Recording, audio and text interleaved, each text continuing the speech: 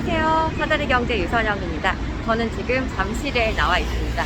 최근에 이 잠실 한강변에 있는 대장주 아파트들의 시세가 좀 많이 낮은 가격에 거래가 됐다고 해서 현장에서 직접 어떤 상황이고 현재 이쪽 분위기는 어떤지 직접 확인해 보도록 하겠습니다. 저와 함께 하시죠. 잠실은 많은 분들이 잘 아시는 지역인 만큼 오늘은 현장 부동산 중개사분들의 생생한 이야기를 더 많이 들려드리려고 합니다.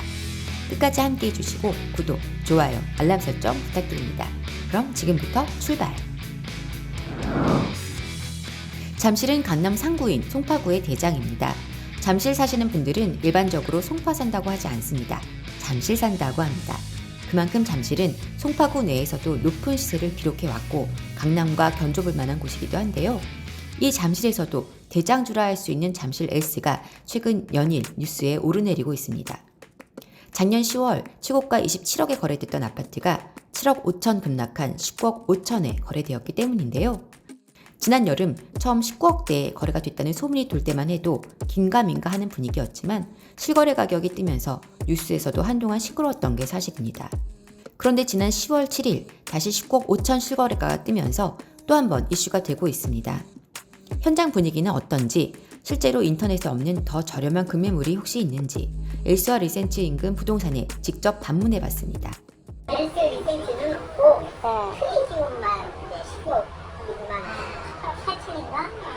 더 이상은 내려가지는 않죠. 2층 같은 경우는 19억 5천. 그다음에 정상적인 거 좀 괜찮은 매물은 21억이 금매물이에요. 21억이요? 5,700여 세대의 대단지임에도 불구하고 19억 5천대 매물은 저층이나 비선호동 매물뿐이었습니다. 다른 부동산에서도 분위기는 마찬가지였는데요. 우리 저렴하면 요즘 많이 저렴하잖아요 지금 매물이. 네, 근데 얼마를 평짜리 찾으세요? 33평 때문에 19억 중반 조금 더 내려올 수 있는 물건이 있나 하고. 부동산 사장님이 어이가 없는지 웃으십니다. 엘스와 리센츠를 합하면 11,000세대가 넘습니다. 트리지움과 레이크 팰리스, 일명 엘리트 레를 합하면 17,000세대가 넘습니다. 그런데 금매물은 생각보다 없었습니다. 왜 이런 상황일까요? 그러면 그건 또 풀렸고 19억대에서 19억, 19억 5천 산에서 20억대 팔리고 저층인데도 19억 5천 이렇게 있어도 안 팔리면 더 내려가겠죠. 근데 팔려버렸거든요. 그런 거 하고 한달 정도, 한 달 반 정도 잔금을 치워야 되는 분위기가 빨리 그런 이유가 있어서 그런 거고.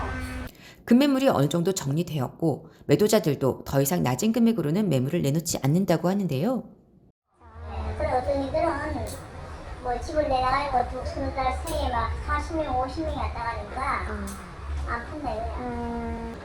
공포 매물이 가끔씩 하나 나오는 게 이제 19억대로 나오는 거고 그렇지 않고는 떨어질 거라고 생각 안 해요.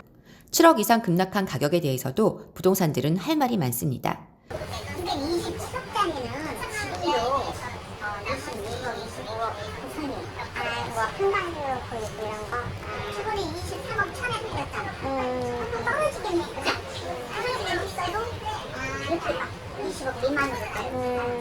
그리고 27억짜리는 뭐 한 1억 정도 들여서 수익이 하나 25, 26억 한 게 최고가를 찍은 거거든요.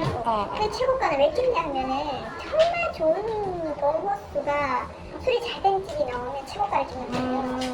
근데 그냥 절대적인 금액만 보고 그 금액과 비교해서 지금 6억이 빠졌네 막 이러면 안 되는 거예요.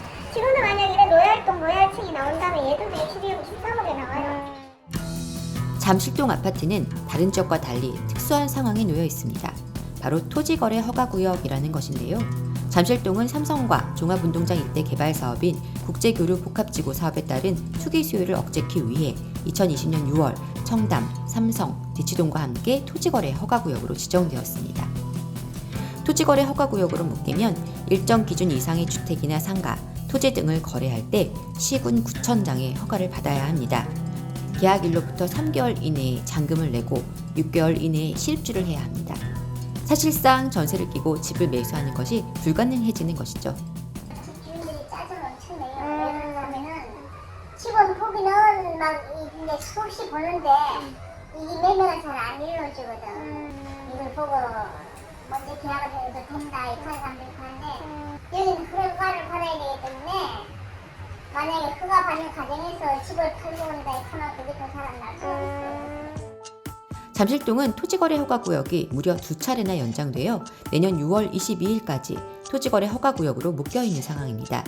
실제로 구역이 지정된 이후 엘스나 리센치 거래량이 급감하고 잠실동 전체 거래량이 확연히 줄어든 것을 볼 수 있습니다.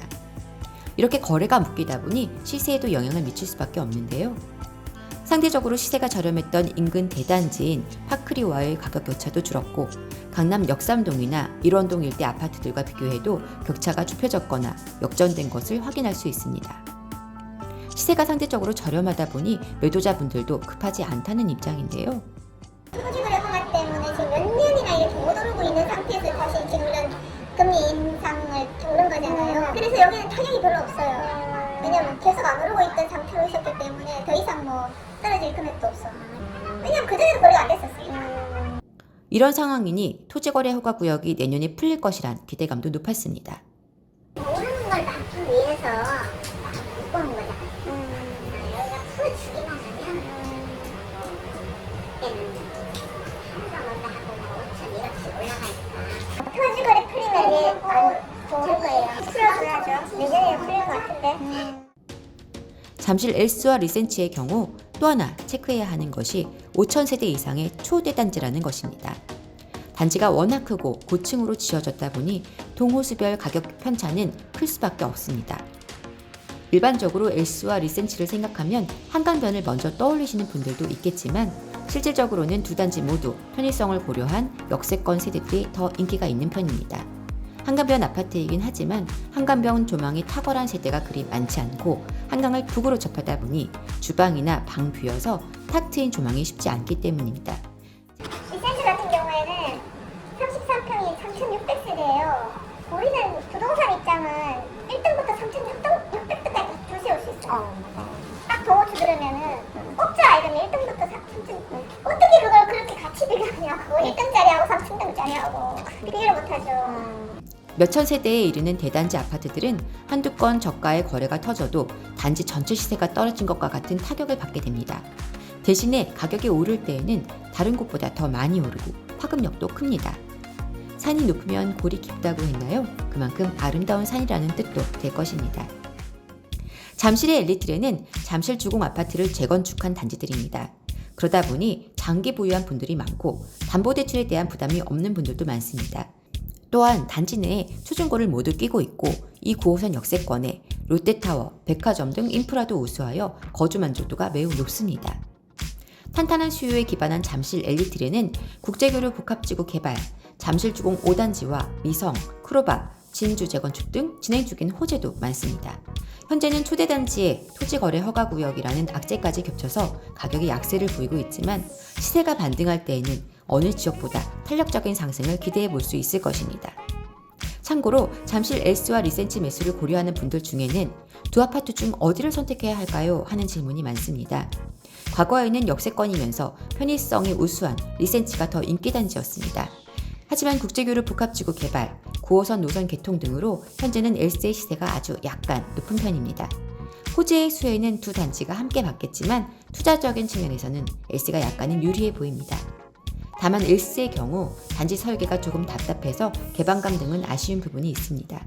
종합운동장과 접한 세대는 소음에 대한 고려도 필요하고요. 이에 반해 리센치는 단지 설계나 개방감 측면에서는 좀 더 나아 보였습니다.